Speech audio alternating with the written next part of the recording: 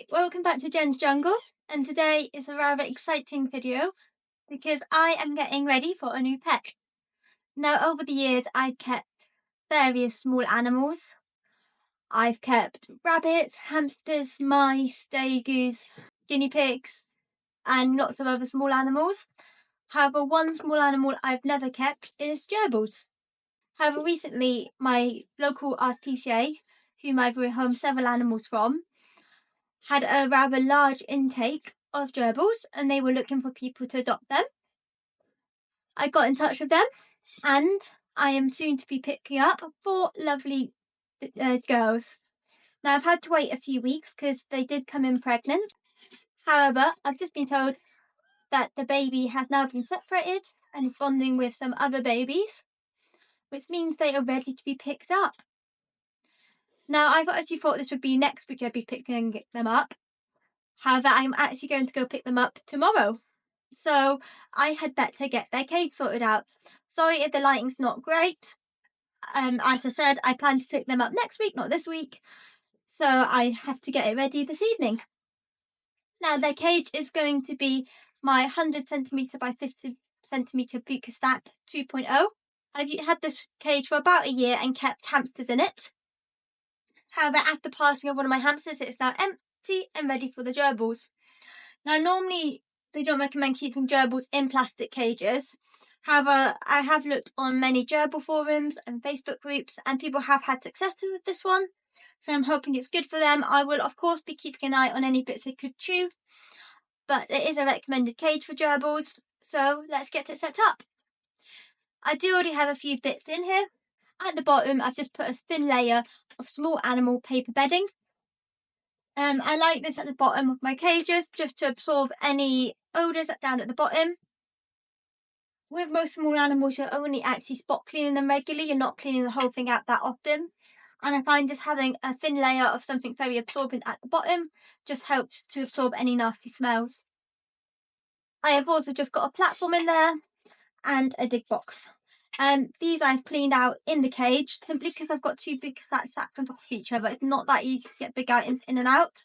So those ones I've left in, but they have been sterilised. So let's get my cage set up. So one of the first things I'm going to add is a large running wheel. Now, these aren't as essential for gerbils as they are for hamsters, but they are good enrichment. Now, this is plastic, so again, they might chew it, so I'm going to be keeping a close eye on it. And any issues, I will take it out and replace it with a metal one.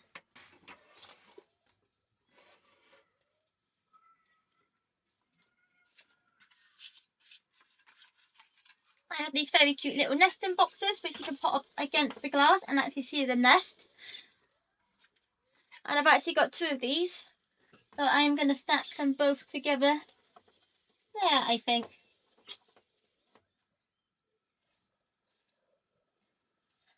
Now, gerbils are really known for burrowing, so most of this I'm going to fill up with lots of burrowing material, but I'm just going to add a few bits first to give them enrichment within their burrows.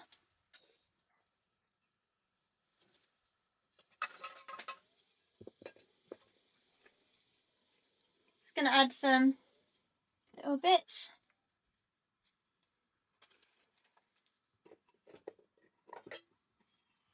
These are just to give them objects to burrow down to.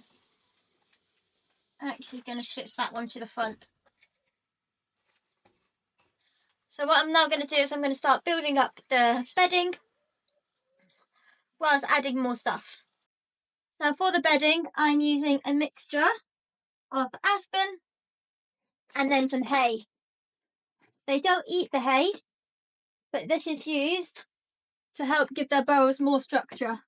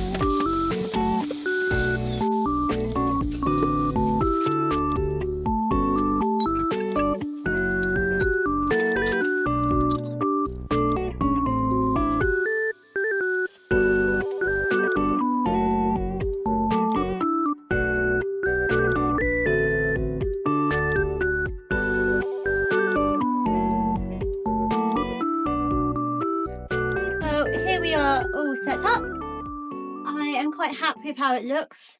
I'm sure once the girls get here, they will rearrange it how they like. I tried to give them some sections of the really deep bedding, so it's almost up to the top.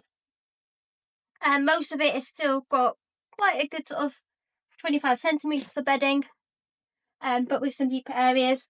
We will see how it works for them. I'm sure there's some things that I'll have to change. I also want to get some more wooden shoes for them.